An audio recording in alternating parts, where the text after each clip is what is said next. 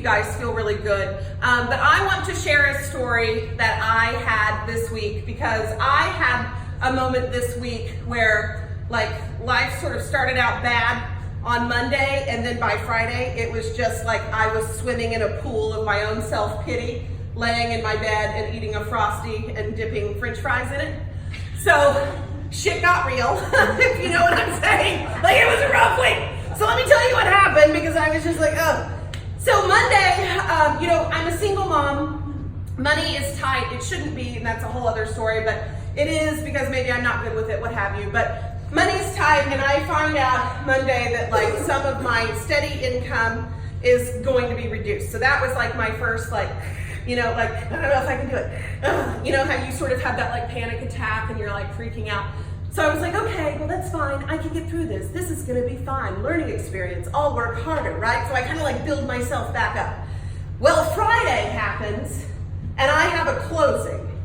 And it's the day of closing, right? It's not like 3 days before closing. It's the day of closing. And the closing is for $2,500. And if you guys are anything like me, and God hope you that you're not, right? I had already spent the $2,500, right? Dutch's birthday was on Sunday. And so I was like, it's fine. I'm going to have this money come in so I can spend this other money. I don't need to pay my bills. I was just making it rain. And I get this phone call from my client. He's like, we need to go look at it. We look at it. We walk in, and I can tell that the house has been vandalized. Yeah, it's like, oh God. And in my head, I'm like, it's not that bad. It's not that bad. Please, God, don't let it be that bad. But they've ripped all of the wires out of all the walls. So somebody came through, a copper thief, they steal the wire out of the walls, they steal the copper out of the walls. We filed, I know based on talking to a police officer friend of mine, that more than likely they got about $40 worth of copper, like on the high side. And it cost me $2,500, cost the other realtor $2,500, it cost my client, if you're talking in real money, about $2,000 that he'd already spent on inspections, but then he was gonna flip it. So like profit loss was actually closer to like $25,000.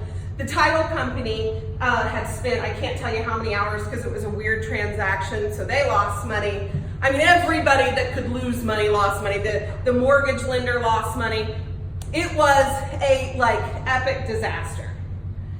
And the thing is there wasn't anything I can do. I can save a transaction. If you guys ever feel like something is on the fence and you're worried about it, you can call me, because I honestly, that is not something that happens to me a lot. I don't lose a lot of transactions. I know how to fix it. But this was unfixable. Because, I had people on Facebook that were like, well, do they have insurance? No, no. Who are they gonna pay insurance to? The corporation, right? And how long would that take? And is the corporation gonna fix it and then give my buyer money? Also no, that's just a no. And I had people that were like, well, you could probably renegotiate. Well, the other realtor happened to be, he's a friend of mine, it's Randy Tarleton, and he's amazing. He's a great realtor. And Randy's like, Lacey, they're not gonna do anything. What they'll do is they'll put it back on the market and slowly reduce it. And he's right, and I know he's right. So there was nothing that could be done. Nothing. And I even had Dan Briscoe, one of our inspectors, I was like, Dan, just go over there and look at it. It's probably not that bad. I feel like it's not that bad. I feel like it's totally still fine.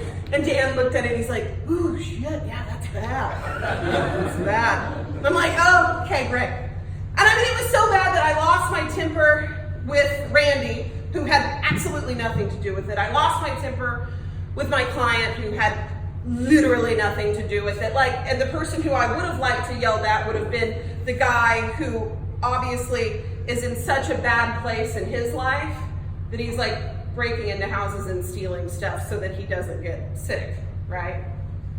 So there wasn't anybody to be mad at in this situation. But I went to the depths of despair. And I thought, I can't do this. I can't be in real estate anymore. I can't do this. This is, I can't feed my own kid. I can't have a birthday party for him. I needed that money. And I mean, I shut down. And then I had to do the thing that through Kevo I've learned to do, which is like, it's me, so I had to take a moment to like wallow in self-pity. That is actually not what I'm gonna tell you to do, but if you have to, it's a moment, right? It's not a chapter, it's a moment. Eat your french fries in your bed and you'll feel better. So I did that, and then I had the conversation with myself, like, okay, let's talk about this. Like, how bad is it really? And I had to ask myself the questions. Like, Lacey, do you love what you do? Yes. Do you make more money than you ever dreamed of making in reality? Yes. Do you have the life that you wanted? Yeah, for the most part. Do you know that if you get off your butt right now and quit eating french fries and Frosties in your bed, that you could literally go make that money in about 4 hours? Yes. So after I go through these questions, I started to feel better. But I realized that in this business, in any business, there are gonna be moments where you absolutely just wanna quit, right? Like you just wanna check it in and say, forget it, I can't do it, I don't wanna do it, it's too hard. But then I look at you guys and I look at what I have accomplished and I look at what this company has helped to give me, and it's like, how dare I ever have one of those moments? You know, we have 350 agents as of last week.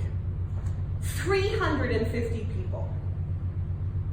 And all of you guys have been a part of that, and you think about the magnitude of what that means, of how many lives we have changed, of how many things that we have done. And I don't mean just here within ourselves, but throughout our community, the stuff that you guys have accomplished.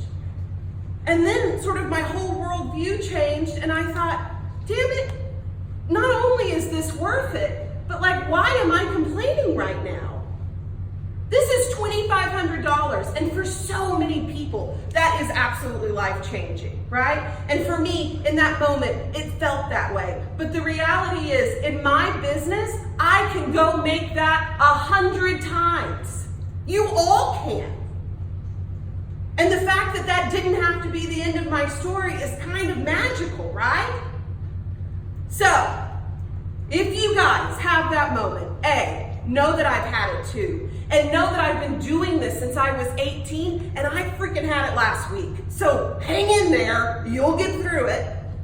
Do the questions test. Ask yourself truly, how bad is it?